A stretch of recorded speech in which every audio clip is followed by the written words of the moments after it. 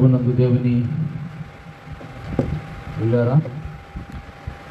మరొకసారి నేను ముందు నిలబడుట కొరకై దేవుడు అనుగ్రహించిన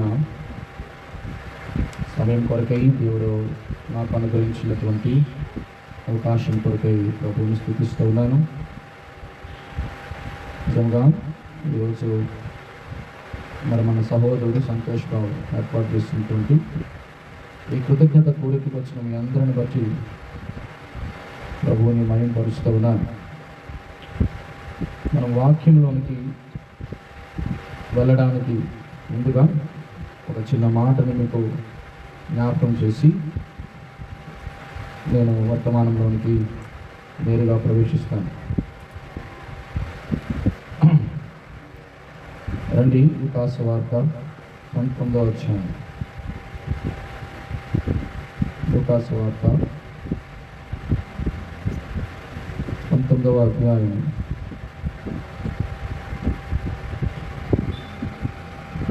లూకాసు వార్త 19వ అధ్యాయము. అందరూ మీ యొక్క పరిశుద్ధ గ్రంథాలు తెరిచి ఉంచండి. 19వ అధ్యాయం 3వ వచనము చదువుకుంటాం. దయచేసి మీ పరిశుద్ధ గ్రంథాలని ఓపెన్ చేసిన వారు దయచేసి ఆ మాట కొంచెం చదివి పెట్టండి. లూకాసు వార్త 19వ అధ్యాయము 3వ వచనం మాత్రం చదివి పెట్టండి. యేసు ఎవరో అని చూడగోరెను చాలు. యేసు ఎవరో అని చూడగోరెను. అది మన యొక్క సువార్త సందేశం కొరకైనటువంటి దేవుడు నాకు అనుగ్రహించిన మాట. యేసు ఎవరో అని చూడగోరెను. యేసు ఎవరో అని చూడాలి అంటే కనీసం ఆ వ్యక్తి లోని కనీసం 3 పని చేయాలి. మొదటిది, తన కన్నులు సరిగ్గా పనిచేయాలి. అప్పుడు యేసు ఎవరో చూడడం కుదురుతుంది. 2, యేసు ఎవరో అని తెలుసుకోవాలి అంటే ఆయన గురించినటువంటి మాటలు చెవులోనికి వెళ్ళడానికి చెవులు మందము కాకుండా చెవులు వినబడేటట్టుగా రింగరించుకొని వినాలి. 3, శ్రేష్టమైన మాట, ఇవన్నీ ఉండి కూడా హృదయము గ్రహించకపోతే యేసు ఎవరో మనకి ఎవరు ఎప్పుడు ఎంతమంది ఏ విధంగా చెప్పినా యేసు ప్రభువుని మనం చూడలేము గాక, వినలేము గాక, గ్రహించలేము. బైబిల్లో ఒక వ్యక్తికి యేసు ప్రభు ఎవరో అని చూడాలనే ఆశ పుట్టింది. ఆయన సామాన్యమైన వాడు కాదు, గొప్ప ధనవంతుడు, ఉన్నతమైన ఉద్యోగ అధికారంలో ఉన్నవాడు.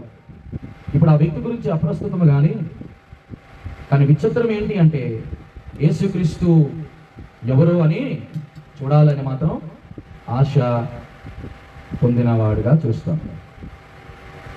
యేసు ఎవరో అని చూడాలి అంటే ప్రతి వాని యొక్క భౌతికమైన కన్నులు కావు కానీ మనోనేత్రములు తెరవబడాలి. ఈరోజు యేసుక్రీస్తు ప్రభువారిని చూడకుండా మనుషుల యొక్క మనోనేత్రాలను మూసివేసి గుడ్డితనము కలుగు చేసి అంధకారములో చొప్పించి యేసుక్రీస్తు యొక్క మహిమ స్వరూప దర్శనాన్ని చూడకుండా చేసేటటువంటి ఒక వ్యక్తి ఉన్నాడు. ఆయన పేరే లోకాధికారి అయిన సాతానుడు, అపవాది, లోక నియంత. అందుకే బైబిల్ గ్రంథం 2 కొరింథీయులకు రాసిన పత్రిక 4వ అధ్యాయంలో అలా చెప్పబడింది. దేవుని యొక్క సువార్త మహిమ ప్రకాశము వారికి ప్రకాశింపకుండే నిమిత్తము ఈ యుగ సంబంధమైన దేవత విశ్వాసులైన లేక అవిశ్వాసులైన వారి మనోనేత్రములకు గుడ్డితనము కలుగు చేసెను. అందుకే ఈ రోజు వరకు యేసుక్రీస్తు ప్రభువారు ఎవరో చూడలేనటువంటి దుస్థితి కలిగింది. యేసుక్రీస్తు ప్రభువారు ఎవరో అని చూడాలనే ఆశ ఉన్నప్పటికీ కూడా ఆ ఆశకి అడ్డుతెర పెట్టి అంధకారము చీకటిలోనికి త్రోసివేసి యేసు ప్రభువుని ఎరగకుండా యేసు ప్రభు వారిని ఎవరో చూడకుండా ఈ లోకంలో ఉన్నటువంటి ఒక అంధకార శక్తి పనిచేస్తుంది. వాడి పేడే పురాతన కాలములో దేవాది దేవుని దగ్గర పరిచారకుడిగా ఉన్నటువంటి కిరూబుగా, ఆశ్రయముగా, కాలుచున్న రాళ్ల మధ్య సంచరించి సంపూర్ణమైన సౌందర్యం, పరిపూర్ణమైనటువంటి జ్ఞానము కలిగినటువంటి లూసిఫర్ గా పిలువబడినటువంటి పడద్రోయబడిన దేవదూత పేరు అపవాది. ఆ ఒక్కడు తన సమూహాలతో కలిసి మానవులు యొక్క మనోనేత్రములకు గుడ్డితనము కలిగజేసి యేసు ప్రభు ఎవరో చూడకుండా చేస్తుంది. మానవుల తప్పు కాదు ఇది, కానీ వాడు ఎందుకు మానవుల యొక్క మనోనేత్రాల్ని మూసివేస్తున్నాడు అనంటే యేసు ఎవరో చూడకూడదు. యేసు ఎవరో చూడడం మొదలు పెడితే, యేసు ఎవరో అని ఎరగడం మనుషులు మొదలు పెడితే, యేసు ఎవరో అని హృదయము గ్రహింపులోనికి నిజంగా తీసుకున్నట్లయితే ఈరోజు యేసు క్రీస్తు ప్రభు వారిని గురించి రాజులైన యాజక సమూహముగా, ఆయన ఏర్పరచబడిన వంశముగా, దేవుని సొత్తుగా ఇప్పుడు ప్రపంచంలో ఎంతో మంది జనాభా మారి ఉండేవారు. కాబట్టి సాతానుని యొక్క క్రియ ఈ లోకంలో అత్యంత వేగముగా పనిచేస్తున్న కారణం చేత యేసుక్రీస్తు ప్రభువారు ఎవరో తెలియడం. అందుకే యేసుక్రీస్తు ప్రభువారు గురించి, యేసు ప్రభు ఎవరో అని దేవాది దేవుడు ఈ యొక్క సాయంత్రపు వేళ ప్రతి వారి యొక్క కనులు, చెవులు, హృదయము తెరచి దేవుని మాటలు వినాలని మిమ్మల్ని ప్రేమపూర్వకముగా ప్రభువును బట్టి మిమ్మల్ని ప్రతిమలాడుతున్నాను. ప్రియమైన వారలారా, ఈరోజు యేసుక్రీస్తు ప్రభు వారిని గురించి తెలుసుకోకపోతే, ఈ సమయము దాటిపోతే మరొక సమయము నీ జీవితంలో ఉంటుందో లేక నా జీవితంలో ఉంటుందో అనేది చెప్పడం కష్టం. ఎందుకంటే మరుక్షణము ఏం జరుగుతుందో మానవుడు కనీసం ఊహించలేడు. ఏమి జరుగుతుందో ప్రతి వారి యొక్క మానవుని యొక్క హృదయానికి అగోచరం. కాబట్టి ఉన్న సమయమును సద్వినియోగం చేసుకుని జ్ఞానుల వలె నడుచుకున్నట్లు దయచేసి మీ కన్నులను, మీ చెవులను, మీ హృదయాలను యేసుక్రీస్తు కొరకు తెరవమని ప్రేమతో మిమ్మల్ని ప్రతిమలాడుతున్నాం. ఇంతకీ యేసుక్రీస్తు ప్రభువారు ఎవరు? అసలు ఒక ప్రశ్న మీకు రావాలి. అసలు నేను యేసుక్రీస్తు ప్రభువారిని ఎందుకు చూడాలి? యేసుక్రీస్తు ప్రభువారిని నేను చూడాలంటే నేను యేసుక్రీస్తు ప్రభువారిని ఎందుకు ఎరగాలి? అసలు యేసుక్రీస్తు ప్రభువారిని నేను ఎందుకు ఆయన మాటలు వినాలి అనే ప్రశ్నల మీద అయితే కనీసం మీకు ఒక 5 అద్భుతమైన సమాధానాలు చెప్పడానికి ప్రయత్నం చేస్తాను. ప్రియమైన వాళ్ళరా, యేసుక్రీస్తు ప్రభువారు గురించి ఇంకా మీరు సరైన రీతిలో, విధానంలో తెలుసుకోకపోతే ఈరోజు ఈ మాటలు వినమని మరొక్కసారి ప్రేమతో మిమ్మల్ని బ్రతిమలాడుతున్నాను. మొదటి మాట, యేసుక్రీస్తు ఎవరు అని చూడాలి అని అనుకుంటే ప్రతి మనిషికి ఒక వ్యక్తిని చూడాలనుకోవాలి, ఒక మనిషితో కలవాలనుకోవాలి, ఒక మనిషిని ఆశించాలనుకున్నారనుకోండి, మనకేముండాలో తెలుసా? ఆ మనిషి గురించైన అవసరత ఈ మనిషికి కలిగి ఉండాలి. అప్పుడే ఈ మనిషి ఎవరో అని చూడగోరతాడు. ఈ ప్రపంచంలో యేసుక్రీస్తు ప్రభువారిని ఎందుకు ఎవరో చూడలేకపోతున్నారంటే కారణం ఏంటో తెలుసా? మనుషులు తమ అవసరతను గుర్తించడం లేదు మొదటది. అంటే దాని అర్థం యేసుక్రీస్తు ప్రభువారు ఈ లోకములో ఉన్న మనుషులకు ఎంతో అవసరమైన వాడని జ్ఞాపకం చేసుకున్నాడు. అందుకు యేసుక్రీస్తు ప్రభువారు ఎవరో అని చూడాలి, మొదటి మాట. రెండవ మాట, యేసుక్రీస్తు ప్రభువారు ఎవరో అని చూడగోరాలి అనుకుంటే ప్రతి మానవుడికి, ప్రతి మనిషికి ఏదైనా ఒక వ్యక్తిని చూడాలనుకుంటే, ఒక వ్యక్తిని కలవాలనుకుంటే, ఒక వ్యక్తితో మాట్లాడాలనుకుంటే ఆ వ్యక్తి ఎక్కడో ఉంటే కుదరదు. ఏమవ్వాలో తెలుసా? ఆ వ్యక్తి, ఆ మనిషి సమీపముగా ఉండాలి. అంటే దాని అర్థం ఏంటంటే ఆ వ్యక్తి ఆ మనిషికి చూడాలంటే చాలా అందుబాటులో ఉండాలి. మొదటి మాట, మనకి మన అవసరత ఏంటో గుర్తిస్తే యేసు ప్రభు చూసేటటువంటి కన్నులు దేవుడు మనకు అనుగ్రహిస్తాడు. యేసుక్రీస్తు ప్రభువారు మనకి అందుబాటులోనికి వచ్చాడు కాబట్టి యేసుక్రీస్తు ప్రభువారిని ఎరగాలి, చూడాలని మానవుడు తలంచాలి. ఇది రెండవ మాట. మూడవ మాట, యేసుక్రీస్తు ప్రభువారు ఎవరు అని చూడగోరాలనే ఆశ మీకుంటే ఆయన మానవాళికి అవసరమైన వాడు మాత్రమే కాదు, ఆ యేసుక్రీస్తు ప్రభువారు ప్రతి మానవాళి కొరకు అందుబాటులో ఉన్న వ్యక్తి మాత్రమే కాదు. మూడవదిగా, యేసుక్రీస్తు ప్రభువారిని ఎవరైనా చూడాలనుకుంటే సాధారణంగా ఏదైనా వ్యక్తి మన యొక్క గ్రామంలోని, మన పట్టణంలో నుంచి వెళ్ళిపోతున్నాడంటే అందరినీ మనం చూడమే. అందరినీ పట్టించుకోమే. కానీ విచిత్రం ఏంటో తెలుసా, అదే ఒక క్రీడాకారుడను, ఒక సినిమా తారను, లేకపోతే ఒక ఉన్నత స్థాయిలో ఉన్న రాజకీయ నాయకుడును చూస్తాం. అంటే దాని అర్థం ఏంటో తెలుసా, క్రీడ లేకపోతే సినిమా లేక రాజకీయము ఆ మనుషులు ఏం చేసిందో తెలుసా, ఆకర్షించింది. కాబట్టి ప్రతి ఒక్కరు చూడాలని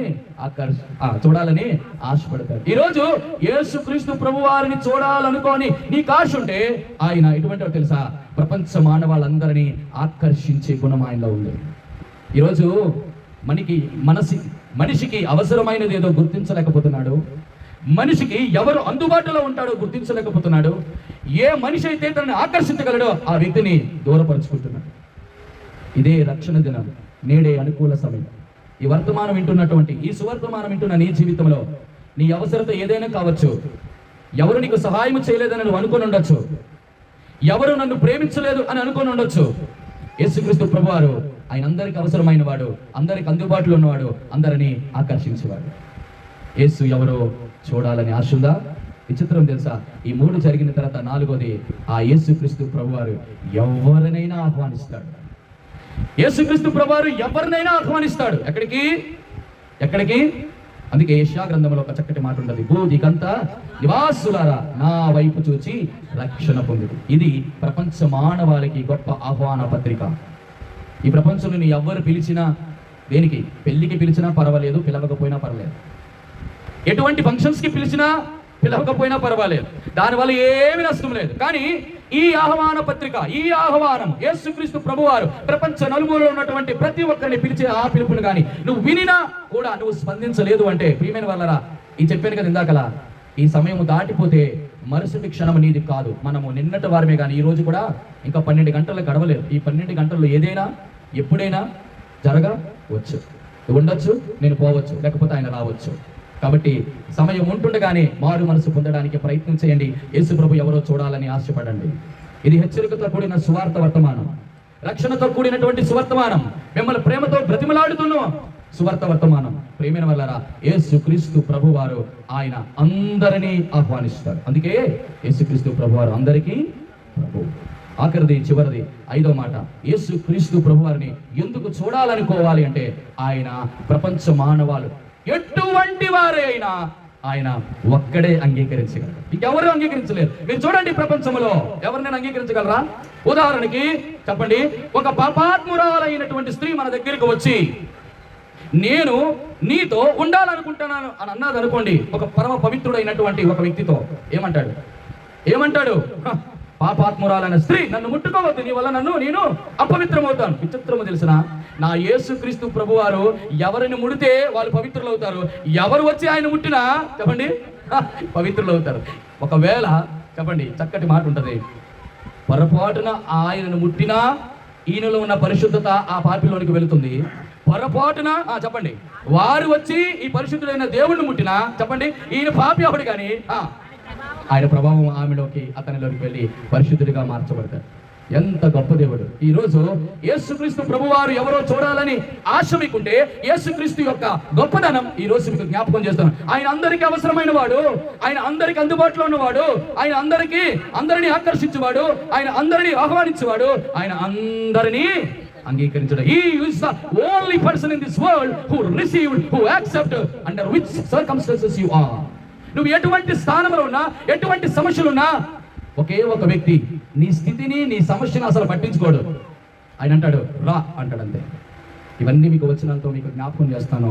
కొంచెం ఓపిక పెట్టి ఈ యొక్క వర్తమానం వినాలని ఆశపడతాను. యేసుక్రీస్తు ప్రభువారు ఎవరో అని చూడగోరాలి, యేసుక్రీస్తు ఎవరో అని తెలుసుకొని కోరాలి, యేసుక్రీస్తు ఎవరో అని గ్రహించగని కోరాలి. నీవు అటువంటి చూడాలి, వినాలి, గుర్తించాలి, గ్రహించాలి, గమనించాలని నీ మనసులో ఆశ ఉంటే ఈ మాటలు నీ కొరకే. ప్రియమైన వాళ్ళ, మొదటి మాట నేనేం చెప్పాను?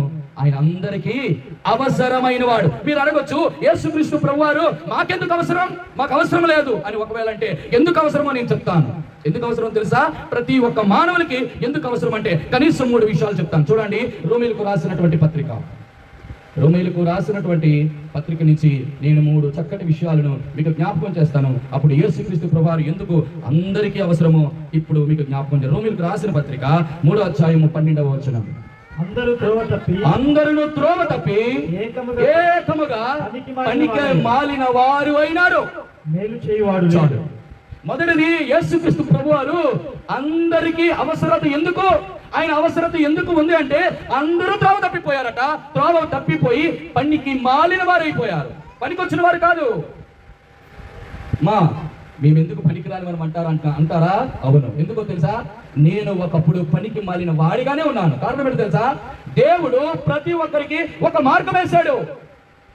ఆ మార్గాన్ని అంటాడు జీవ మార్గం అంటాడు. అంటే ఏ మార్గంలోనైతే ఒక వ్యక్తి ఉండాలనుకుంటాడో, ఏ మార్గం గుండా అయితే మానవుడు ప్రయాణం చేయాలనుకుంటాడో, ఏ మార్గం గుండా అయితే పరమనికి చేరాలనుకుంటాడో, ఆ మార్గాన్ని సాక్షాత్తు దేవుడు మానవుడికి వేశాడు. కానీ విచిత్రం ఏంటో తెలుసా? మానవుడు వివిధమైన తంత్రాలు కల్పించుకొని, వివిధమైన ఆచారాలు కల్పించుకొని, వివిధమైన అలవాట్లు కల్పించుకొని, వివిధమైనటువంటి అలవాట్లు కల్పించుకొని దేవుడు వేసినటువంటి మార్గం నుంచి తప్పిపోయి ఏమైపోయినాడు? పనికి మాలిన వాడిగా తయారు. అయ్యా, మీరు పనికి మాలిన వాడిగా అయిపోతే ఏం ప్రాబ్లం అని అనుకుంటున్నారేమో. చూడండి, మార్గము తప్పిపోయినటువంటి వారి గురించి ఒక చక్కటి మాట బైబిల్ గ్రంథంలో చెప్పబడింది. మొదటి తిమోతి రాసిన పత్రిక 5వ అధ్యాయం 15వ వచనం. మొదటి తిమోతి రాసిన పత్రిక 5:15. ఇంతకు ముందే కొందరు త్రోవ నుండి తొలగిపోయి సాతానును వెంబడించిన వారు అయిరి. ప్రియ సహోదరుల సహోదరి, మార్గము తప్పిపోయినప్పుడు దేవాది దేవుడు ఎందుకు పనికి మారిన వాడు అని అన్నాడు అంటే సాధారణంగా దేవుడి నుంచి వచ్చే మాట కాదు. కారణం ఏంటో తెలుసా? ఒక్కసారి దేవుడు ఇచ్చినటువంటి మార్గం నుంచి తప్పిపోతే ఆ వ్యక్తి పనికి మారిన వాడు అవ్వడానికి కారణం ఏంటో తెలుసా? వాడు ఎవరిని వెంబడిస్తున్నాడు? ఈ లోక నియంత అయినటువంటి సాతాను వెంబడించిన కారణం చేత వాడు మార్గం నుంచి తప్పిపోతాడు. ఒక వ్యక్తి ఎప్పుడైతే సాతాను వెంబడిస్తాడో ఏమైపోతాడో తెలుసా? చూడండి, ఆది కాండ గ్రంథం 6వ అధ్యాయం 12వ వచనం. ఆది కాండ గ్రంథం. దేవుడు భూలోకమును చూచినప్పుడు చెడిపోయి ఉండెను, భూమి మీద సమస్త శరీరులు తమ మార్గములను చెరిపి వేసుకుంటే వచ్చే సమస్య ఏంటి? కీర్తన గ్రంథం 14వ అధ్యాయం 3వ వచనం. కీర్తన గ్రంథం 14వ అధ్యాయం 3వ వచనం. త్వరగా చదవాలి గట్టిగా. వారందరూ దారి తొలగి పూర్తిగా చెడిపోయి ఉన్నారు. అది వచ్చిన సమస్య. ఇప్పుడు దేవుడు ప్రతి ఒక్కరికి అవసరమై ఉన్నాడు. ఇప్పుడు యేసుక్రీస్తు ప్రభువారు ప్రపంచ మానవాళి అందరికీ ఎందుకు అవసరం అంటే, ఇప్పుడు త్రోవ తప్పినటువంటి మనుషుల్ని ఏం చేయాలా? త్రోవ తప్పిపోయిన ఏం చేయాలండి? పెళ్లి కానంత వరకు ఎవ్వడం మాట వినడం లేదని చెప్పి ఏం చేస్తారు? తనకి ఒక గంతని కడతారు. ఇప్పుడైనా తల్లిదండ్రులు మాటలు వినలేదు, లోకంలో తిరిగినప్పుడు ఎవరిని కేర్ చేయలేదు. ఇప్పుడు ఎవరు వచ్చాడు? గుద్దుబండి వచ్చింది. ఇప్పుడు ఏమవుతుంది? ఎటు వెళ్తున్నావు? ఎక్కడికి వెళ్తున్నావు? ఎందుకు వెళ్తున్నావు? ఎందుకు నువ్వు చెప్పాల్సిన అవసరం ఉంది. ఎందుకు? అందరి ముందు ఏం చేసావు? వివాహం ఆడినావు, ప్రమాణం చేస్తున్నావు. ఇక ప్రమాణానికి వ్యతిరేకంగా వెళ్తే ఏమవుతుందో తెలుసా? ఒక్కసారి చేసి చూస్తే ప్రపంచ మానవాళ్ళందరికీ తెలుస్తుంది తడాక ఏంటో. విచిత్రం చెప్పనా? యేసుక్రీస్తు ప్రభు వారి యొక్క బాధ, ఆయన తప్పనేటంటే మానవాళి మార్గంలో నుంచి తప్పిపోయినప్పుడు వారి మనసులు చెడిపోతున్నాయని తెలుసు, సాతానుడు వెంబడిస్తున్నారని తెలుసు, పూర్తిగా పనికి మాలిన వారు అయిపోతున్నారు. అయ్యో, నా బిడ్డలు నా పోలికలో నా స్వరూపంలో చేసుకున్న నా బిడ్డలు ఎలాగైనా మార్గములో తేవాలని యేసుక్రీస్తు ప్రభువారు ఏమయ్యాడో తెలుసా? అవసరమై కూర్చున్నాడు. ఏ అవసరమో తెలుసా? అందుకే ఇర్మియా గ్రంథం రండి, ఒక శ్రేష్టమైన మాట. ఇర్మియా గ్రంథంలో ఒక చక్కటి మాట దేవాది దేవుడు పరిశుద్ధ గ్రంథంలో చక్కగా రాసి పెట్టి ఉంచున్నాడు. అయ్యా, ఇప్పుడు ఈ మార్గము మాకు తెలియాలి, కనుగోవాలని ఎన్నో రోజుల నుంచి సతదఫాలుగా వెయిట్ చేస్తున్నారు. 6వ అధ్యాయం 16వ వచనం. 6వ అధ్యాయం ఇర్మియా గ్రంథం 6:16. యెహోవా ఇలాగ సెలవిచ్చుచున్నాడు, మార్గములలో నిలుచు చూడుడి, పురాతన మార్గముల గురించి విచారించుడి, మేలు కలుగు మార్గమేదో అని అడిగి అందులో నడుచుకుని, అప్పుడు మీకు నెమ్మది కలిగి. అమ్మా, ఎన్ని మార్గాలు! అయ్యా, మేము పనికి మాలినగా ఉన్నాం. మేము ప్రయోజకులం అవ్వాలనుకుంటున్నావా?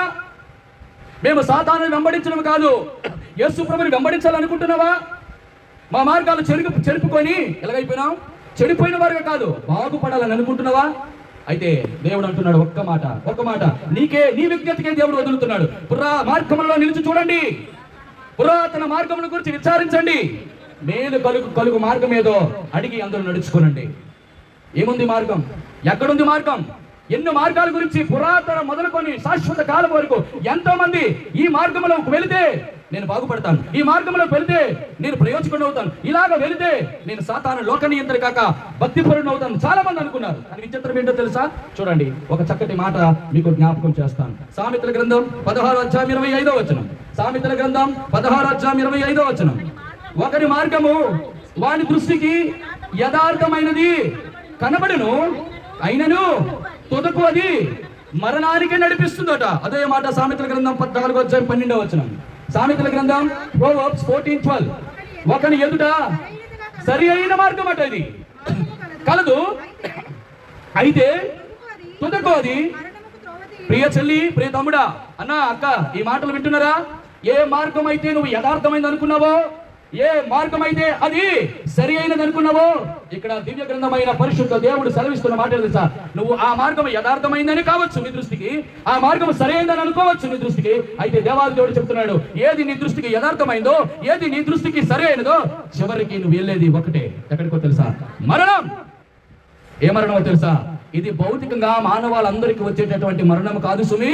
బైబిల్ గ్రంథం చెప్తుంది ఇది రెండవ మరణం. ఈ రెండవ మరణానికి మరొక ప్రతిపదార్థం ఏమిటి అంటే ఇదే అగ్నిగుండం, అది పాతాళం, నిత్య నరకం. ఒక్కసారి అక్కడికి వెళితే నీ జీవితంలో, నా జీవితంలో మరి రావడమే ఉండదు.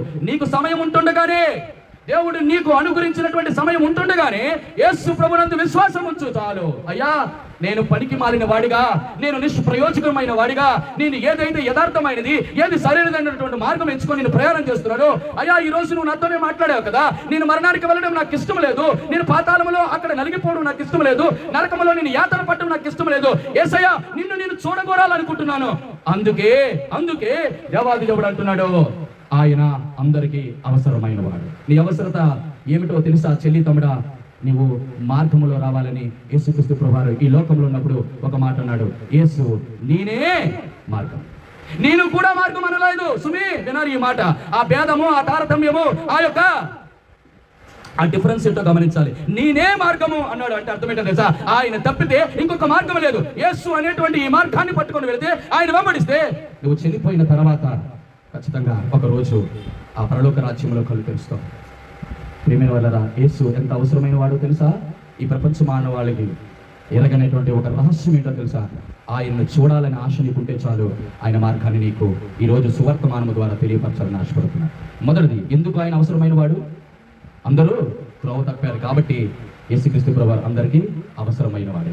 రెండోది చూస్తారా, ఎందుకు యేసుక్రీస్తు ప్రభువారు అవసరమైనాడు? రోమీయులకు రాసిన పత్రిక 2వ అధ్యాయము 3వ వచనం. యేసుక్రీస్తు ప్రభువారు ఎందుకు అవసరమైన వాడయ్యారు అందరికీ? రోమీయులకు రాసిన పత్రిక 3:23. త్వరగా, ఏ భేదమును లేదు, అందరూ పాపము చేసి చాలు. అందరూ కూడా పాపము చేశారు. అందరూ అంటే ఎవరు? ప్రపంచ మానవాళ్ళందరికీ కూడా. నేను ఆఫ్రికా వాడినండి, నేను ఆస్ట్రేలియా వాడినండి, నేను అమెరికా వాడినండి, నేను అనకాపల్లిలో ఉన్నాండి, నాకు పాపం తెలియదు అని అనడానికి లేదు. అందరూ పాపం చేశారు. అందరూ, ఆల్ ఆర్ సిన్నర్స్. అందుకే ఆయన అవసరమై ఉన్నాడు. అయ్యా, మరి ఎందుకయ్యా ఆయన అవసరం ఏంటి నాకనంటే, ఇప్పుడు గమనించండి ఒక చక్కటి మాట. రోమీయులకు రాసిన పత్రిక 5వ అధ్యాయం 12వ వచనం. రోమీయులకు రాసిన పత్రిక 5వ అధ్యాయం 12వ వచనం. 5వ అధ్యాయం 12. ఇట్లుండగా ఒక మనుషుని ద్వారా పాపము ద్వారా మరణము లోకములో ఎలా ప్రవేశించును, అలాగునే మనుషులందరూ పాపము చేసినందున మరణము అందరికీ సంప్రాప్తమయ్యేను. మనుషులందరట పాపము చేస్తేనే మరణం అనుకున్నారు. కానీ విచిత్రం చెప్పనా? అదే 5వ అధ్యాయం 14వ వచనం చదివి పెట్టండి. అయినను ఆదాము చేసిన అతిక్రమమును పోలి పాపము చేయని వారి మీద కూడా ఆదాము మొదలుకొని మోషే వరకు మరణము ఎవ్వరిని విడిచిపెట్టలేదు. నువ్వు పాపము చేస్తేనే నేను మరణిస్తాను, అగ్నిగుండంలోకి వెళ్తాను అనేది తప్పు. నువ్వు పాపము చేయకుండానా నీ నీతి కార్యాలు బట్టి నీవు మంచిగా ఉన్నప్పటికీ కూడా, అమ్మా, నువ్వు ఎవరి ద్వారా అయితే ఈ లోకంలోనికి ఉద్భవించావు, ఒకానొక మనుషుడు ఒక పాపం చేశాడు. ఆ అవిధేయత వలన ఈ లోకంలోనికి పాపం ప్రవేశించడం మాత్రమే కాదు, ఆ పాపం అనేటువంటి బీజము నీ పితరుడైనటువంటి ఆదాము నుంచి నీ ఇంటిలో, నీ ఒంటిలో, నీ రక్తములో, నీ నవనాడుల్లో, నీ డిఎన్ఏలో కలిసిపోయింది. కాబట్టి నువ్వు పాపము చేస్తున్నావు కాబట్టి పాపివి కావు. నీలో ఆల్రెడీ పాపం అనే విత్తనము, స్వభావము, స్వరూపము నీలో ఉంది కాబట్టి నువ్వు పాపిగా మారిపోయావు. ఇప్పుడు గమనించండి, అందరూ పాపం చేశారు. ఇప్పుడు పాపం చేసిన అందరికీ ఇప్పుడు ఎవరు కావాలి చెప్పండి? ఇప్పుడు చెప్పండి. యేసే నేనే మార్గమైన యేసుక్రీస్తు అవసరమైంది. ఇప్పుడు పాపము ఉన్నటువంటి మనుషులందరికీ ఎవరు కావాలో తెలుసా? పరమ పవిత్రుడైనటువంటి పరిశుద్ధుడు కావాలి. ఎవరు ఆయన? ఎలా ఉంటాడు? అందుకే యేసును చూడాలని అంటాం. యేసుక్రీస్తు ప్రభువారు చూడాలంటే ఆయన ఎవరో అని చూడాలి. అంటే అర్థం తెలుసా, యేసుక్రీస్తు ప్రభువారిని మేము దేవుడిగా ఎందుకు అంగీకరించమనే ప్రశ్న మీదే అయితే, యేసుక్రీస్తు ప్రభువారు మాత్రమే దేవుడని ఎందుకు ఇంత కంఠాపాఠంగా చెప్తున్నామంటే, దేవుడు అనేటువంటి వ్యక్తికి ఒక శ్రేష్టమైన గుణము లేక వ్యక్తిత్వము బయటపడాలి. అటువంటి వ్యక్తిత్వం లేకుండా ఈయన దేవుడండి, కనబడినవన్నీ దేవుళ్ళు కావు. నీ అభిప్రాయంలో నుంచి, నీ అభిరుచుల్లో నుంచి, నీ యొక్క ఆలోచనల నుంచి నువ్వేదో పుట్టుకొస్తే వాడు దేవుడు కాదు. నేనంటాను, దేవుడు అనేటువంటి మాట ఎక్కడి నుంచో తెలుసా, ఆ దేవుడికి ఒక వ్యక్తిత్వం ఉండాలి. అటువంటి వ్యక్తిత్వం లేనటువంటి వాడు చెప్పండి దేవుడు కాదు. నా దేవుడి యొక్క మొట్టమొదటి వ్యక్తిత్వం ఏంటో తెలుసా, ఆయన పరమ పరిశుద్ధుడు. పరమ పరిశుద్ధుడు అంటే అర్థం ఏంటో తెలుసా, పొరపాటును కూడా ఆయన పాపం చేయడు. పొరపాటును కూడా ఆయన పాపం చేయడు. పాపం చేస్తే పొరపాటున ఆయన దేవుడు కాదు. మీకు అర్థమైందని చెప్పిన మాట, పొరపాటును కూడా ఆయన దేవుడు కాదు. నా యేసుక్రీస్తు ప్రభువారు ఎంత పరమ పరిశుద్ధుడైనటువంటి దేవుడు. ఆ ఒక్క వ్యక్తిత్వం నుంచి ఎన్ని వ్యక్తిత్వాలు వచ్చాయో తెలుసా. ఆయన సంపూర్ణుడైన దేవుడు అంటే ఆయన ప్రేమలోని వ్యక్తిత్వం ఎప్పుడైనా గమనించారా? ఆయనలో ఉన్న పవిత్రత ఎప్పుడైనా గమనించారా? ఆయనలో క్షమాపణ ఎప్పుడైనా గమనించారా? ఆయనలో వెలుగు ఎప్పుడైనా గమనించారా? ఆయనలో జీవం ఎప్పుడైనా గమనించారా? ఇన్ని గుణాలు ఉన్నటువంటి ఏకైక దేవుడు యేసుక్రీస్తు ప్రభువారు మాత్రమే. మీరు అనొచ్చు, ఈ గుణాలన్నీ కూడా దేవుడికి మాకు ఉన్నాయని అనుకుంటే, నేనంటాను, ప్రేమించడం అంటే ఎవరిని ప్రేమించాలో తెలుసా? ఎవరిని ప్రేమించాలో తెలుసా? ఒక వ్యక్తిని ప్రేమించాలంటే హృదయంలో శత్రుత్వ భావం ఉండని వారి ప్రేమించాలి. అంటే అర్థం తెలుసా, నీ శత్రువుని కూడా ప్రేమించవాడే యేసు ప్రభు యొక్క స్వభావం కలిగిన వాడు. ప్రేమించగలరా? ఈ ప్రపంచంలో ఎవరైనా ప్రేమించగలరా? యేసుక్రీస్తు ప్రభువారు ఈ లోకంలో ఉన్నప్పుడు ఆయన తిట్టారు, కొట్టారు. ఆయన ఏం చేశారు? ఆయన చెంప మీద దెబ్బలు కొట్టారు, ఆయన వెంట్రుకలు పెరికారు, ఆయన యొక్క వీపు మీద దున్నబడ్డారు, ఆయనని సిలువకు అప్పగించారు, మేకులను దిగ్గొట్టారు, ముండ్ల కిరీటం పెట్టారు, పక్కన బల్లెపు పోటం పొడిచారు. ఆయన నడి వీధులలో, యెరూషలేము వీధులలో గురక రాళ్ళ మధ్యలో నడిపించారు. ఒక్కరినైనా నన్ను ఎందుకు ఇలా చేస్తున్నారని నా యేసుక్రీస్తు ప్రభువారి నోటి నుంచి రాలేదు. ఎందుకో తెలుసా?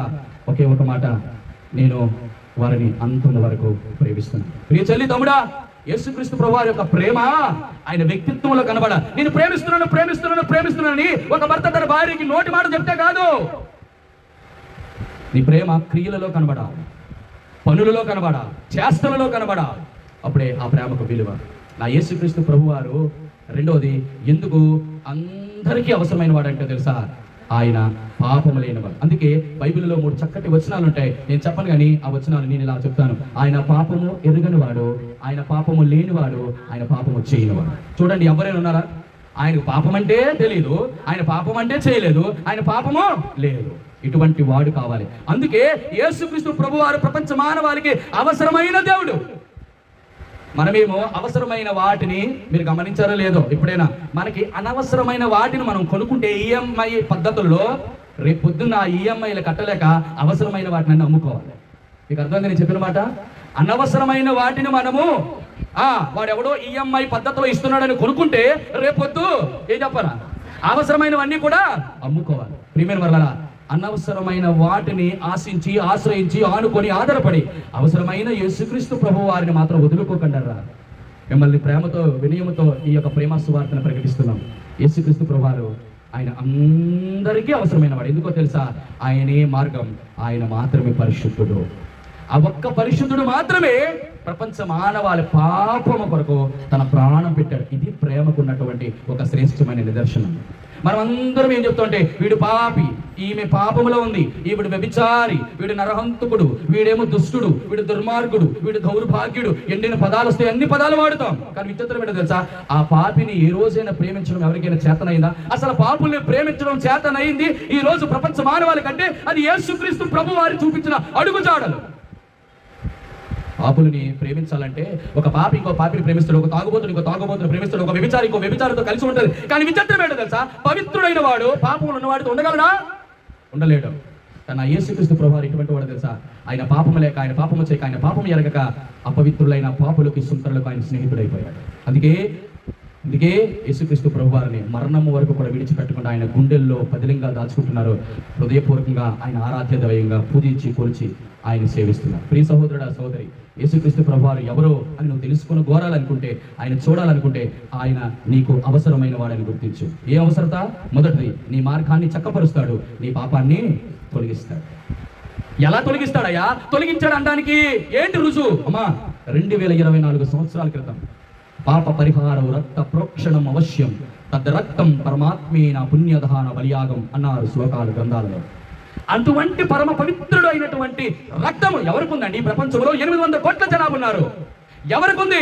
ఒకళ్ళు ఉండాలంటే దేవుడు అనేవాడు ఆత్మ కాబట్టి ఆ ఆత్మ అయినటువంటి దేవుడు భూలోకంలో వచ్చి పాపము లేనివాడుగా పుట్టి ఆ రక్తంలో కనీసం కించెత్తు కూడా పాపము లేకుండా పుట్టాలి. అటువంటి పుట్టినవాడు ప్రపంచ మానవులందరి కొరకు బలియాగముగా ఆయన మరణించాలి. ఆ రక్తం ఈ భూమి మీద వలకాలి. ఆ రక్తం ద్వారా ప్రపంచ మానవాళికి శాంతి జరగాలి. అందుకే దీనిని ఏమన్నాడంటే బైబిల్లో ఒక చక్కటి మాట మీకు జ్ఞాపకం చేస్తాను. చూడండి, రోమీయులకు రాసిన పత్రిక 5వ అధ్యాయము 18వ వచనం. 5:18. కాబట్టి తీర్పు ఒక అపరాధ మూలమైనది వచ్చినదై మనుషులందరికీ శిక్షావిధి కలుగుటకు ఎలాగ కారణమైనో అలాగే ఒక్క పుణ్య కార్యము వలన కృపాదానము మనుషులందరికీ జీవప్రదమైన నీతి విధించుటకు కారణమాయను. ప్రియ సహోదరుడా సహోదరి, 2024 సంవత్సరాలు ఒక కార్యం జరిగింది. ఆ కార్యము పేరే ఏంటట? ఆ కార్యము పుణ్యకార్యం. ఏ కార్యం ఇది? ఒక పుణ్య పురుషుడు ఈ లోకంలోకి వచ్చి, ఎవరా పుణ్య పురుషుడో తెలుసా? మానవుడు కాదు, సాక్షాత్తు దేవుడే మానవాళ్ళని ప్రేమించాడు. కాబట్టి అందుకే లోకముని ఎంతో ప్రేమించాడు అన్నాడు. ఆ ఎంతో అన్న దానిని ఒక వ్యక్తి అంటాడు, దానిని లోతు, దాని పొడుగు, దాని వెడల్పు, దాని ఎత్తు ఎవరు కూడా కొలవలేమంట. ఈ ప్రపంచంలో ప్రతిదానికి కొలమానం ఉంది. కానీ విచిత్రం ఏంటంటే యేసుక్రీస్తు ప్రభువారి యొక్క ప్రేమకు కొలమానం లేదు. అందుకే యేసుక్రీస్తు ప్రభువారు నీ కొరకు, నీ పాపముల కొరకు ఆయన పరిశుద్ధుడైన దేవుడు, ఆయన అధికారం కలిగిన దేవుడు, మహిమ కలిగిన దేవుడు నీ కొరకు 2024 సంవత్సరాలు కదా. దేవుడు అయితే ఎందుకు పుట్టాడండి? దేవుడికి పుట్టుకలు మరణాలు ఉండవు కదా. అయ్యయ్యో, ఒక రకమైనటువంటి ఆలోచన కలిగి ఆలోచించండి. ఏవాది దేవుడు ఆయన పుట్టలేదు. పుట్టడం అనేది మానవుడికి మాత్రం ఉంటుంది, దేవుడికి మాత్రం ఆయన ఈ లోకంలోనికి ప్రవేశించాడు అని రాయబడింది. అమ్మా, అర్థమైందా? పుట్టడము అంటే ఒక ఇద్దరు మానవుల యొక్క కలయిక. ప్రవేశం అంటే దేవుని యొక్క చిత్తానుసారమైనటువంటి అనుగ్రహం. 2024 సంవత్సరాల క్రితం నా యేసుక్రీస్తు ప్రభువారు ఎబ్రిల్ రాసిన పత్రికలు అంటాడు, నాకు ఒక శరీరమును అమర్చి ఈ లోకమునకు ప్రవేశింపచేసితివి అని రాయబడింది. యేసుక్రీస్తు ప్రభువారు ప్రవేశింపజేశాడు. ఎలా ప్రవేశింపజేశాడు అంటే పరిశుద్ధాత్మతో ప్రవేశింపజేశాడు.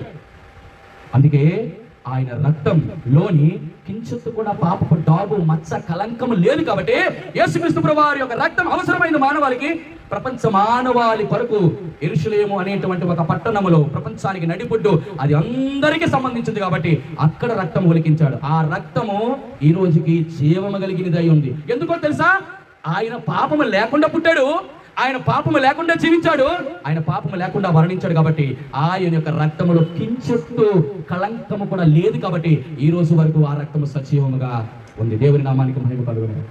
ఆ రక్తమును ఎవరైతే యేసయ్యా నేను పాపిని, ఇదిగో నీ వాక్యం చెప్తుంది, నీ వర్తమానం, నీ స్వార్థ చెప్తుంది, మనుషులు పాపము పోవాలంటే ఖచ్చితంగా రక్తము చిందింపబడాలని మా పూర్వీకుల నుంచి నేను అనుకున్నాం. ఎన్నో ఎడ్లు, గొర్రెలు, మేకలు మేము వధిస్తున్నాం. కానీ మానవుడి యొక్క పాపాన్ని తీసివేయడానికి దానికి ఎటువంటి సాధ్యము లేక ఎటువంటి అధికారం లేదయ్యా. అయ్యా, మాకు పాప క్షమాపణ కేవలము నీవు చిందించిన రక్తంలో ఉందని ఏ మనిషి అయితే ఆయన పాదాల దగ్గరికి వచ్చి అబ్రాహిమాం కృపాయి దేవ వత్సల అంటూ ఆయన పాదాల దగ్గరికి పడి, యేసయ్యా నీ రక్తము తప్ప నాకు ఒక శరణ్యము లేదు, నీ రక్తమే నన్ను పవిత్రపరచగలదని ఏ మానవుడైతే యేసుక్రీస్తు ప్రభువు తన మనస వాచ కర్మన అనుకుంటాడో ఖచ్చితంగా ఆ వ్యక్తి నీతిమంతుడిగా తీర్చేటటువంటి శక్తి, సామర్థ్యము ఇంకా జీవము కలిగిన రక్తములో ఉంది. ఆ రక్తము ఎవరైతే ఆశ్రయించి విశ్వసిస్తారో వాడు పవిత్రుడిగా మార్చబడతాడు. అందుకే ఆయన అందరికీ అవసరమైన ఈరోజు నిన్ను పవిత్రంగా, పరిశుద్ధుడిగా, నీతిగా మార్చగలిగినది యేసుక్రీస్తు ప్రభువారి యొక్క రక్తం. పాపమును తీసివేసి నేను పరిశుద్ధుడిగా మార్చు. అందుకే అందరూ మార్గం తప్పారు, అందుకే యేసుక్రీస్తు మార్గమై ఈ లోకానికి వచ్చాడు. అందరూ పాపం చేశాడు, అందుకే యేసుక్రీస్తు ప్రభువు ఈ లోకానికి పరిశుద్ధుడై పుట్టాడు. మూడవది చూడండి, ఒక చక్కటి మాట మీకు జ్ఞాపకం చేస్తాం. ఒక చక్కటి మాట చూడండి, రోమీయులకు రాసినటువంటి పత్రిక, రోమీయులకు 5:12. యేసుక్రీస్తు ప్రభువు ఇట్లుండగా ఒక మనుషుల ద్వారా పాపము ద్వారా మరణమును లోకములో ఎలాగ ప్రవేశించును, అలాగనే మనుషులందరూ పాపము చేసినందున అదందరికీ సంప్రాప్తమైంది. ఇప్పుడు విచిత్రం ఏంటో తెలుసా? మానవుడికి యేసుక్రీస్తు ప్రభువు ఎందుకు అవసరమైన వాడంటే, మనిషి పాపము చేసిన తర్వాత ఆయనను ఆ పాపం వలన వచ్చిన జీతము మరణము అనేటువంటి ఒక భయంకరమైన చెర బంధించి ఉంచింది. ప్రతి ఒక్కరిని బంధించింది. ఇటువంటి బంధకములు ఉన్నటువంటి మనిషిని విడిపించాలంటే ఈ మరణాన్ని జయించగలిగిన అధికారం కలిగిన వ్యక్తి ఈ లోకంలో రావాలి. ఈ ప్రపంచంలో నాకు తెలిసి ఎన్నో పుస్తకాలు, ఎన్నో అనేకమైనటువంటి విషయాలు తెలుసుకున్న తర్వాత ఈ లోకంలో ఏ వ్యక్తి కూడా మరణాన్ని జయించగలిగినటువంటి సామర్థ్యం కలిగిన వాడు ఎవడు నాకు కనబడలేదు, ఒక యేసుక్రీస్తు ప్రభువారు తప్ప. ఎందుకండి కేవలం ఆయన మాత్రమే మరణం జయించగలడు, మిగతా వారు జయించాలని ప్రశ్న మీదైతే ఒక విషయం ముందే చెప్పాను. ఏ వ్యక్తి అయితే పాపం చేస్తాడో వచ్చే జీతం మరణం అయితే, మరి పాపం లేని వాడి మీద మరణానికి ఏమైనా అధికారం ఉంటుందా? ఏమైనా అధికారం ఉంటుందా? ఈ ప్రపంచంలో ప్రతి ఒక్కడూ చనిపోతున్నాడు అంటే దాని అర్థం ఏంటి? చనిపోయాడు, మరి తిరిగి లేవాలి కదా. మరి దేవుడు అనేవాడికి ఏముంది? చనిపోతాడు, లేవడం లేదు. నా ప్రభు వారి గురించి నేను చెప్పదలుచుకున్న మాట ఏంటో తెలుసా? ఆయనను బంధించుట మరణానికి అసాధ్యం. ఈ ప్రపంచంలో మరణం ఆయన బంధించలేకపోయింది. అందుకే 2024 సంవత్సరాల క్రితం ఆయన లోకంలో ఉంటాడుగా, మరణము నన్ను బంధించడం అసాధ్యమని తన యొక్క ప్రవచన పూర్వకమైన మాటలు ఇలా చెప్పాడు. నేను చనిపోయి సమాధి చేయబడతాను, సరిగ్గా 3 రోజుల్లో నేను లేస్తాను. ఇది ప్రపంచంలో ఉన్నటువంటి ఒక రుజువు. ఇప్పటికీ మీకు డబ్బులుంటే, మీకు ఇష్టం ఉంటే, మీకు ఆశ ఉంటే ఒక్కసారి యెరూషలేముకి వెళ్ళి చూడండి, ఇజ్రాయెల్ దేశంలోకి ప్రవేశించండి. అక్కడ ఒక సమాధి ఇప్పుడు ఖాళీ ఉంటుంది.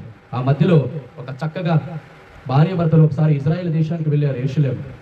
వారు వెళ్ళిన తర్వాత చాలా రోజుల తర్వాత కాలం అంతా గడిచిపోతుంది, సమయం వృద్ధాప్యం అయిపోతుంది. వారి హృదయంలో ఎప్పటి నుంచో ఆశ యెరూషలేముకు వెళ్ళాలి. వెళ్ళగా ఒక రోజు ఏమైందో తెలియదు, తన భార్యకి హార్ట్ అటాక్ వచ్చి చచ్చిపోయింది ఇజ్రాయెల్ దేశంలో. చచ్చిపోయిన తర్వాత ఇప్పుడు ఈమెని భారతదేశానికి తీసుకువెళ్ళాలి అని అనుకున్నాడు తన భర్త.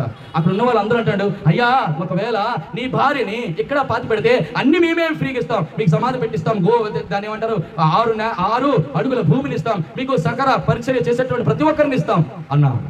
అప్పుడు ఆ వ్యక్తి అన్నాడు, ససేసమేరగా నేను మాత్రం ఎట్టి పరిస్థితుల్లో ఈ ఇజ్రాయేల్ దేశంలో యేసుక్రీస్తు ప్రభువారు పుట్టినటువంటి ఈ దేశంలో నా భార్యని ససేమేరా నేను పాతి పెట్టనన్నాడు. అదే నీకేమైనా పిచ్చా? ఇప్పుడు అంత ఫ్లైట్ ఖర్చు పెట్టుకొని అంత దూరం వెళ్ళి నీ భార్యని పాతి పెట్టవలసిన అవసరం ఏంటంటే? ఎప్పుడో విన్నాడంటే ఇలా సువర్తమానం. యేసుక్రీస్తు ప్రభువారు 3.5 సంవత్సరాలు ఆయన ఈ లోకంలో జన్మించి చనిపోయి ఆయన మరణాన్ని జయించి లేచిపోయాడు. రేపు పొద్దున నా భార్యని ఇక్కడే పాతి పెడితే ఖచ్చితంగా 3 రోజులు వేస్తుంది మన భయం. నీకు అర్థమైందో లేదో? నీకు అర్థం కాలేదు కదా? కొంచెం గ్రహించండి. అంటే భారతదేశం ఉన్నప్పుడు తన భార్యతో పోరు పడలేక, బాధపడలేక, ఇది ఎప్పుడు చచ్చిపోతే దాన్ని ఖననం చేసేద్దాం అనుకోండి. అంటే అర్థమైందా? అదే కానీ ఇజ్రాయెల్ దేశంలో ఒకవేళ పాతి పెట్టాడు అనుకో, పొరపాటున 3వ రోజు కూడా లేచిపోయింది అనుకో, ఇంకా నా జీవితానికి సుఖం లేదు, శాంతి లేదు అని చెప్పి భారతదేశంకి వచ్చి మళ్ళీ పాతి పెట్టాడు. మీ హృదయాలు కొంచెం దెబ్బరిల్లాలని చిన్న ఉదాహరణ చెప్పానంతే. ప్రియమైన వర్లారా, యేసుక్రీస్తు ప్రభువారు చాలా అవసరమైన వాడు. ఎందుకో తెలుసా? మొదటిది ఆయన మార్గాన్ని కల్పించాలి మానవుడు. ఎందుకు ఆయన అవసరమైన వాడు? అందరినీ పరిశుద్ధులుగా తీర్చాలని. ఎందుకు ఆయన అవసరమైన వాడంటే మరణాన్ని చేయించి, దాని అర్థం ఏంటో తెలుసా? ప్రతి మానవుడికి నిరీక్షణ ఆధారము కలుగు చేసిన వాడు ఆయనే. ఎందుకో తెలుసా? నేను యేసు ప్రభుని నమ్ముకొని చనిపోతే నేను కూడా ఒక రోజు ఏమవుతాను?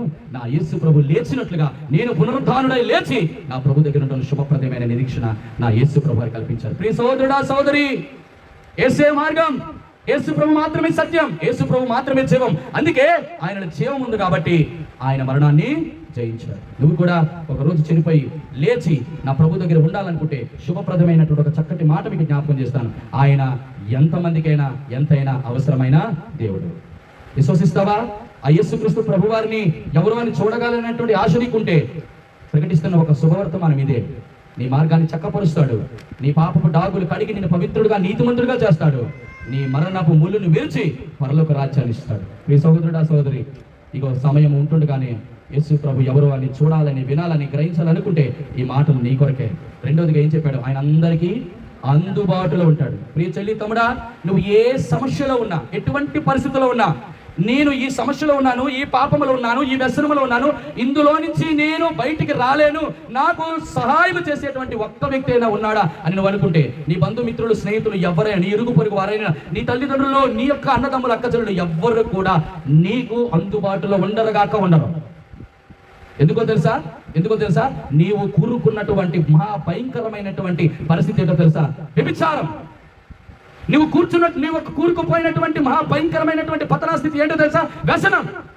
ఇటువంటి వ్యసనాలు, ఇటువంటి పరిస్థితుల నుంచి నీకు సహాయం చేయగలిగి ఉన్నవాడు ఒకే ఒక్కడు, ఆయనే దేవుడు ఒక్కడే. మనుషులకు చెప్పండి, దేవునికి మధ్యవర్తి ఒక్కడే, ఆయనే క్రీస్తు యేసు అను నరుడు. యేసుక్రీస్తు ప్రభువారు నిన్ను ప్రేమతో పిలుస్తున్నాడు, నీకు సహాయం చేయాలనుకుంటున్నాడు. ఏ స్థితిలో నుంచి నువ్వు రాలేకపోతున్నావు, అయ్యా నేను చూడకూడదు అనుకుంటున్నాను, ఆ దృశ్యాలని చూస్తూనే పాపంలో పడిపోతున్నాను, అందులో నుంచి బయటికి రాలేకపోతాను, నాకు సహాయం చేసే వాళ్ళు ఎవరైనా ఉన్నారా? ఉన్నారు. నేను ప్రకటిస్తున్న యేసుక్రీస్తు ప్రభువు, నువ్వు ఏ స్థితిలో ఉన్నా ఒక్క కేక, ఒక్క మాట, ఒక్క అరుపు, ఒక్క రకమైనటువంటి ఈ యొక్క స్వరముతో, యేసయ్యా నన్ను ఈ ఊబులో నుంచి బయటికి తీసుకువెళ్ళవా, ఈ పరిస్థితి నుంచి బయటికి నన్ను విడిపించవా, ఈ యొక్క పరిస్థితుల నుంచి నన్ను తప్పించవా అని నీ యొక్క ఆక్రందన అయితే యేసుక్రీస్తు రాత్రే నిన్ను దర్శించాలని ఆశపడుతున్నాడు. ఆయన నీకు అందుబాటులో ఉన్న దేవుడమ్మా. ఈ ప్రపంచంలో ఏ వ్యక్తి కూడా అందుబాటులోకి రాడు. నేను చెప్పనా, నువ్వు వాడుతున్న సెల్ ఫోన్ సిగ్నల్స్ కూడా కొన్నిసార్లు టవర్ లేకపోతే ఆగిపోతాయి, కానీ టవర్కి మించినటువంటి మహాపర్వతమైన ఆయన నీ అందుబాటులో ఉంటాయాలనుకుంటే చక్కగా ఆయన యందు విశ్వసించు. ఆయన యేసు ఎవరో చూడాలని అనుకో. రెండవ మాట, మూడో మాట ఏం చెప్పాను, ఆయన అందరినీ ఆకర్షించేవాడు.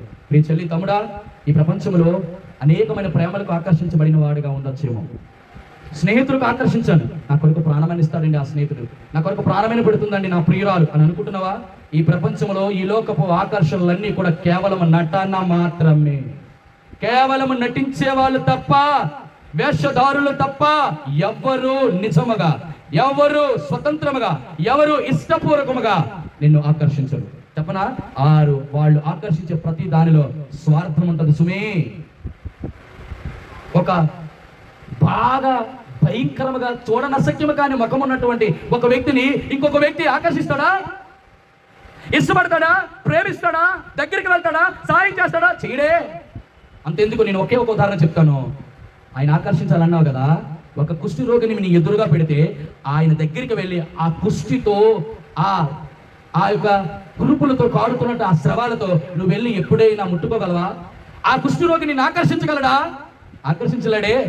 దాని అర్థం ఏంటో తెలుసా, పాపపు కుష్టితో ఉన్నటువంటి ఈ మానవాళ్ళందరినీ ఆకర్షించగలిగిన వాడు నా యేసుక్రీస్తు ప్రభువారు ఒక్కటే. ఈ పాపపు కుష్టి నయము కానిటువంటి రోగం, ఇటువంటి నయము కాని రోగాన్ని బాగు చేయగలిగిన వాడు ఎవరో తెలుసా, యేసుక్రీస్తు ప్రభువారు ఒక్కడే. అందుకే ఈ లోకంలో ఆయనను ఆకర్షించినట్టుగా, ఆయన ఆకర్షింపబడినట్లుగా ఈ ప్రపంచంలో ఎవ్వరూ ఆకర్షించరు. అందుకే ఒక్కసారి ఆయన ఆకర్షణలో, ఆయన ప్రేమలో, ఆయన యొక్క వ్యామోహంలో, ఆయన వ్యసనంలో పడితే ఆయన కంటే ఈ ప్రపంచంలో ఎవ్వరూ అందంగా కనబడరు. ఆకర్షణ చాలా చాలా శ్రేష్టమైనది. నా యేసుక్రీస్తు ప్రభువారు నిన్ను ఆకర్షించాలనుకుంటున్నాడు, నా దేవుడు నిన్ను ఆకర్షించాలనుకుంటున్నాడు. దేని ద్వారా తెలుసా, ఆయన ముఖమును చూస్తే ఆటోమేటిక్గా ఆకర్షించబడతావు, ఆయన మాట వింటే ఆటోమేటిక్గా ఆకర్షించబడతావు, ఆయనతో నడిస్తే ఆయన నడత ద్వారా ఆకర్షించబడతావు. ఆయన స్వరం, ఆయన చూపు, ఆయన నడత ఈ ప్రపంచ మానవాళి 2024 సంవత్సరాల నుంచి ఆకర్షిస్తూనే ఉంది. అందుకే ప్రపంచ మానవాళ్ళందరూ కూడా యేసుక్రీస్తు ప్రభువారిని వెంబడిస్తున్నారు. ఆయన ఎంత సౌందర్యం కలిగిన వాడో చెప్పమంటారా? యేసుక్రీస్తు ప్రభువారి యొక్క ముఖము తేజస్సు చూస్తే మనం రహస్య పాపాలు ముఖ కాంతిలో కనబడతాయట. చూడగలవా? యేసుక్రీస్తు ప్రభువారిని అందరూ ఎందుకు యాక్సెప్ట్ చేయడు, ఎందుకు రిసీవ్ చేసుకోరు, యేసుక్రీస్తు ప్రభువారిని ఎందుకు నమ్మరంటే, ఎవరైతే యేసుక్రీస్తు ప్రభువారిని చూడాలనుకుంటారో తన రహస్యముగా చేసిన ప్రతి పాపాలు బయటపడతాయని భయం. అమ్మో, విచిత్రం చెప్పనా, బయట పడతావని ఆయన యేసు ప్రభువారి వైపు చూడకుండా ఉంటే కొన్ని రోజులకి రహస్య పాపాలే సాలి గూడిగా మారి నిన్ను ఉరి తీసి చివరికి మరణానికి అప్పగించి అగ్నిగుండమైన పాతాళానికి చేరుస్తాయి. ప్రియమైన వారు, ఎంత గొప్ప దేవుడు అండి. ఒక్కసారి ఆయన వైపు చూస్తే నీ రహస్య పాపాలన్నీ ఆయన ముఖకాంతిలో కనబడినప్పుడు, దేవా నేను ఇన్ని రహస్య పాపాలు చేశానా, నా రహస్య పాపాలు క్షమించడానికి ప్రభా నీకు శక్తి కలిగిన వాడు అన్నావు కదా. మీరు అందరూ అనొచ్చు, యేసుక్రీస్తు ప్రభువారు ఎవరండి ఆయన పాపాలు క్షమించడానికి అని మీరంటే, నేను అంటాను పాప క్షమాపణ లేకపోతే యేసుక్రీస్తు ప్రభువారు పాపాలు క్షమించడానికి దేవుడు అధికారం ఇచ్చాడు. కారణం ఏంటో తెలుసా? అధికారం ఎప్పుడు వస్తుందో తెలుసా? ఆయన ప్రాణమును పెట్టాడు, అందుకు అధికారం పొందుకున్నాడు. ఆయన రక్తమును చిందించాడు, అందుకే అధికారం వచ్చింది. లేకపోతే ఈ ప్రపంచంలో ప్రతి ఒక్కరికి కూడా అధికారం ఎప్పుడో వచ్చేది. ఈ ప్రపంచంలో ఎవరికీ లేదు అధికారం. ఎందుకో తెలుసా? ఆ పరమ పరిశుద్ధుడైనటువంటి దేవుడు, పాపము లేని పాపం ఎరిగిన పాపము చేయనివాడు, ఆయన రక్తమును చిందించాడు కాబట్టి, ఆయన సిలువకు కొట్టబడ్డాడు కాబట్టి, ఆయన మరణాన్ని చేయించాడు కాబట్టి ఆయనకి అధికారం వచ్చింది. ప్రియచెల్లి తమ్ముడా, ఒక్కసారి నీ పాపము క్షమించాలనడానికి రుజువు ఒక్కటే, నీ పాపాలు క్షమించబడ్డాయని రుజువు ఒకటే. నీ హృదయంలో ఎప్పుడు లేని సంతోషం, సమాధానం నీ హృదయంలో చోటు చేసుకుంటుంది. ఎవరు ఇవ్వలేరండి అది. డబ్బు ఉన్నప్పుడు, బంగారం ఉన్నప్పుడు, ఇల్లు ఉన్నప్పుడు, పొలాలు ఉన్నప్పుడు ఆ సంతోషం రాదండి. ఒక్కసారి యేసుక్రీస్తు ప్రభువారి, యేసయ్యా నా పాపాలు క్షమించయ్యా, ఈ యొక్క పాప భూమి నుంచి బయటికి రాలేకపోతున్నాను. ఎన్ని చేశానో, ఎన్ని ప్రయత్నాలు చేశానో, ఎన్ని యొక్క ప్రయాసపడ్డానో, ఎంతగా పోరాడానో, కనీసం నా పాపం నుంచి బయటికి రాలేకపోతున్నానయ్యా అని ఈ రోజు రాత్రి కానీ మోకరించి హృదయపూర్వకంగా యేసయ్యా అని ఒక్కసారి నువ్వు పిలువు. నేను చూడాలని ఉందయ్యా, నీతో మాట్లాడాలందయ్యా అని ఒక్క కేకలు పెడితే నా యేసుక్రీస్తు ప్రభువారు అవసరమైన వాడి కాదు, అందుబాటులోనే కదా, ఆయన ఇమ్మీడియట్గా నీ దగ్గరికి వచ్చి నిన్ను ఆకర్షిస్తాడు. ఆకర్షించిన తర్వాత యేసుక్రీస్తు చేసింది చెప్పి తెలుసా? బుద్ధిగంతుల వాసులారు నా వైపు చూచి రక్షణ పొంది. ఎవరైనా ఆయన స్వరం విని పొరపాటున తలుపు తీస్తే, పొర్రపాటున ఎందుకని మాట అన్నా తెలుసా? సాధారణంగా ఎవరు తీయరు కాబట్టి. ఒక్కసారి నీ హృదయం అనే తలుపు తెరిచి చూడు, ఆయన నీ హృదయం అనే గదిలోకి వచ్చి నీతో ఉంటాడు. ఆయన హృదయంలో ఉంటే అమ్మా ఇల్లు, పొలాలు, తల్లి, తండ్రి, అక్క, చెల్లి, తమ్ముడు, అన్నయ్య, స్నేహితులు, బంధువులు ఎవరూ కనబడరు. నీకు అవసరం కూడా లేదు. అలాగే అందరూ దూరం చేసుకోమని కాదు దాని అర్థం. యేసు ప్రభు కంటే వారు ఎక్కువ కాదు. లాస్ట్ అండ్ ఫైనల్, యేసుక్రీస్తు ప్రభువారు నేను అంగీకరించాలని ఆశపడుతున్నాను. సిద్ధమా? యేసుక్రీస్తు ప్రభువారు ఎన్నో ఆహ్వానించి నేను అంగీకరించాలనుకుంటున్నాను. ఎలా అంగీకరించాలనుకుంటున్నాడో తెలుసా? ఎలా అంగీకరించాలనుకుంటున్నా? నా కుమారుడిగా, నా కుమార్తెగా. ప్రియచెల్లి, ఈ దేవుడు నీకు దేవుడిగా మాత్రమే ఉండడు. ప్రియ అక్క, ఈ దేవుడు దేవుడిగా మాత్రమే ఉండడు. ప్రియ అన్న, ఈ దేవుడు దేవుడిగా మాత్రమే ఉండడు. ఈ దేవుడు నీకు తండ్రి అవుతాడు. అందుకే తండ్రికి కుమారుడికి ఉన్న సంబంధం, తండ్రికి కుమార్తెకు ఉన్న సంబంధాన్ని, అందుకే నా దేవుడు ఏమంటున్నా తెలుసా? మీరు ఇక శిష్యులు కాక, స్నేహితులు కాక, నాకు కుమారులు కుమార్తెలై ఉండవు. దేవునితో సంబంధం కలిసి ఉండాలని, దేవుడు ఆయనతో ఉండాలని నీ కొరకు ప్రేమతో పిలుస్తున్నాడు. యేసుక్రీస్తు ప్రభువారిని నీ యొక్క రక్షకుడికి అంగీకరిస్తావా? ఆయన అందరికి అవసరమైన వాడు, ఆయన అందరికి అందుబాటులో ఉన్నవాడు, అందరిని ఆకర్షించేవాడు, ఆయన అందరిని ఆహ్వానించేవాడు. నువ్వు ఏ స్థితిలో ఉన్నా, నీవు ఏ స్థితిలో పడి ఉన్నా ఆయన నేను అంగీకరిస్తాడు. అటువంటి అంగీకరించు, యేసునందు విశ్వాసం ఉంచు, అప్పుడు నీవు నీ ఇంటి వారు రక్షణ పొందుతారు. దేవుడి మాటలు దీవించి ఆశీర్వదించును గాక. ఆమేన్.